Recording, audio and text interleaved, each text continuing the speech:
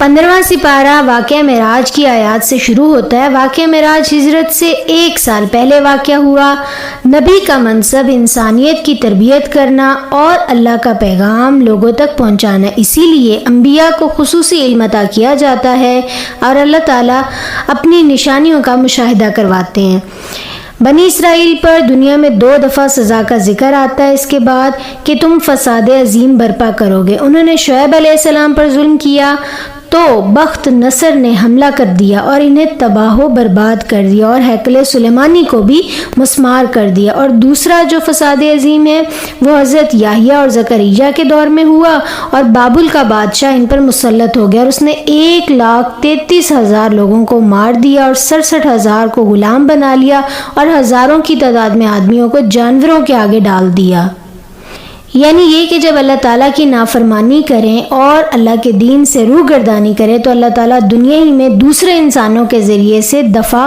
کا انتظام فرما دیتے ہیں۔ اس کے بعد اللہ تعالیٰ ارشاد فرما رہے ہیں کہ قرآن پاک وہ راہ دکھاتا ہے جو بالکل سیدھی ہے، اور جو اس کو مان لیتے ہیں اور عمل صالحہ کرتے ہیں ان کے لیے بڑے اجر کی بشارت ہے۔ پھر اللہ تعالیٰ فرما رہے ہیں کہ انسان جو ہے وہ شر اس طرح سے مانگتا ہے جیسے خیر مانگنی چاہیے۔ اس کے بعد اللہ تعالیٰ بتا رہے ہیں کہ ہر انسان کی قسمت اس کے گلے میں لٹکا رکھی ہے، یعنی کہ انسان کی اپنی سیرت، کردار اور اوصاف اسے ایک اچھا انسان یا برا انسان بنا دیتے ہیں۔ پھر اللہ تعالیٰ قیامت کے حوالے سے ایک اصول وضع کر رہے ہیں کہ کوئی بوجھ اٹھانے والا کسی دوسرے کا بوجھ نہ اٹھائے گا، اور یہ کہ جو جلدی کا خواہش مند ہے یعنی دنیا، تو ہم اسے دنیا ہی میں دے دیتے ہیں اور پھر آخرت میں اس کے لیے کوئی حصہ نہیں ہے۔ پھر اللہ تعالیٰ اسلامی منشور کے نکات بیان کریں جو کہ 14 نکات ہیں، اور اللہ تعالیٰ اس کی ابتدا عقیدہ کی درستگی سے کر رہے ہیں اور ارشاد فرما رہے ہیں کہ اللہ کے سوا کسی کی عبادت نہ کریں اور والدین کے ساتھ نیک سلوک کرنا، انہیں اف تک کرنے کی اجازت نہیں ہے اور جھڑک کر بات بھی نہیں کرنی، نرمی سے بات کرنی، اور ان کے لیے دعا بھی سکھا دی کہ پروردگار ان پر اس طرح سے رحم فرمائیے جس طرح بچپن میں انہوں نے ہمیں رحمت اور شفقت سے پالا ہے، آمین۔ پھر اللہ تعالیٰ نے معاشی اور معاشرتی اور اخلاقی تربیت کے حوالے سے نکات جو ہیں وہ جاری کیے ہیں، اور پھر بتا رہے ہیں اللہ تعالیٰ کہ 7 آسمان اور زمین اللہ تعالیٰ کی پاکی بیان کر رہی ہیں، اور وہ چیزیں بھی جو آسمان اور زمین میں ہیں، اور یہ کہ جب تم قرآن پڑھتے ہو تو ہم تمہارے اور آخرت پر ایمان نہ لانے والوں کے درمیان پردہ حائل کر دیتے ہیں اور ان کے دلوں پر غلاف چڑھا دیتے ہیں۔ اس کے بعد اللہ تعالیٰ منکرین کے عقیدہ آخرت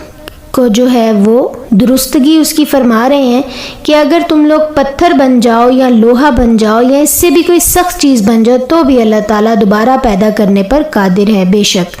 اس کے بعد آدم اور ابلیس کا قصہ ہے کہ ابلیس جو ہے وہ ڈاکو کی طرح ہماری ہر چیز میں حصہ چاہتا ہے۔ اس کے بعد اللہ تعالیٰ نے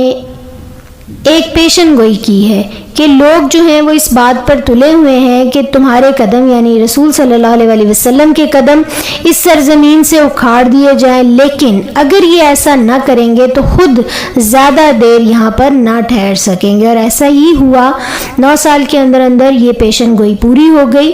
اور پھر اللہ تعالیٰ نماز کی تلقین کریں، اور خاص طور پہ فجر کے قرآن کا اہتمام جو ہے اس کو کہا گیا کہ وہ کیا جائے کیونکہ فجر کا قرآن گواہی دیتا ہے، اور تہجد کی نماز جو ہے وہ نافلہ قرار دے دی گئی۔ اور جب بہت زیادہ مشکلات آ گئیں آپ صلی اللہ علیہ وسلم سے کہا گیا کہ جو انسانیت جو اللہ سے بغاوت کر رہی ہے اور آپ صلی اللہ علیہ وسلم کو ان سب کے مقابلے میں آنا ہے تو پھر تہجد سے مدد لیں۔ مومن جو ہوتا ہے نا وہ رات کو راہب اور دن کو مجاہد ہوتا ہے، اور پھر آپ صلی اللہ علیہ وسلم کو اس کے بعد خوشخبری دی جا رہی ہے کہ آپ کو مقام محمود پر فائز کیا جائے گا، اور پھر اللہ تعالیٰ نے آپ صلی اللہ علیہ وسلم کو دعا بھی سکھائی کہ اے اللہ مجھے جس جگہ سے نکال حق کے ساتھ نکال یعنی کہ مکہ، اور جس جگہ پہ لے کے جا حق کے ساتھ لے جائیے یعنی کہ مدینہ۔ اور پھر اعلان بھی کروایا نبی کریم صلی اللہ علیہ وسلم کی زبان سے کہ حق آ گیا ہے اور باطل مٹ گیا ہے، اور باطل تو ہے ہی مٹنے والا۔ اس کے بعد سورہ کہف ہے۔ نبی کریم صلی اللہ علیہ وسلم نے سورہ کہف کو ہر جمعہ پڑھنے کی بہت فضیلت ارشاد فرمائی۔ سورہ کی ابتدائی آیات میں قرآن پاک کی حقانیت مؤثر انداز میں پیش کی گئی ہے اور نبی کریم صلی اللہ علیہ وسلم کی شدید تڑپ کی طرف اشارہ ہے کہ غم کے مارے اپنی جان کھو دیں گے کہ یہ سب ایمان والے ہو جائیں۔ اور پھر اس کے بعد اصحاب کہف کا واقعہ ہے جو کہ دراصل ان کے عقیدے کی آزمائش ہے۔ طاغوتی نظام کے شر سے بچنے اور دین کو بچانے کے لیے انہوں نے غار میں پناہ لی۔ اصحاب کہف کی تعداد اور مدت کہ وہ کتنی دیر غار میں رہے، ان باتوں کے اندر نہیں الجھنا۔ اصل چیز تعداد نہیں بلکہ وہ سبق ہے جو ہم نے اس قصے سے لینا ہے کہ سچے مومن کسی بھی حال میں حق سے منہ نہیں موڑتے اور باطل کے آگے سر نہیں جھکاتے، اور مومن کا اعتماد اسباب دنیا پر نہیں بلکہ اللہ تعالیٰ پر ہونا چاہیے، اور یہ کہ اللہ تعالیٰ کے لیے کچھ بھی مشکل نہیں، نہ ہی اصحاب کہف کو زندہ کرنا اور نہ ہی اگلی پچھلی قوموں کو، امتوں کو بیک وقت زندہ کر کے اٹھانا۔ اس کے بعد اللہ تعالیٰ نے باغ والوں کی مثال دی ہے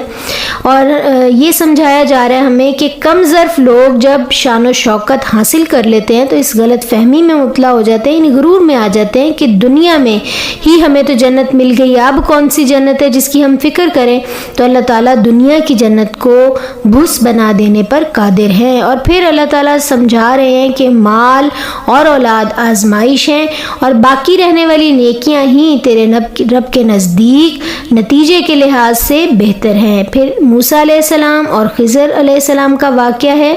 اور اس واقعے کے اندر ہمیں جو سبق مل رہا ہے وہ یہ کہ صبر کی تلقین اور صبر کا اجر بتایا جا رہا ہے۔ انسان کی نگاہ اللہ کی مصلحتوں کو نہیں سمجھ سکتی۔ دین کی سمجھ اصل دولت ہے، اور اس دولت کو حاصل کرنے کے لیے تگ و دو کرنی پڑتی ہے، محنت کرنی پڑتی ہے۔ حصول علم نبیوں کا خاصہ ہے۔ آپ صلی اللہ علیہ وسلم دار ارقم اور صفا کے چبوترے پر تعلیم و تربیت کیا کرتے تھے۔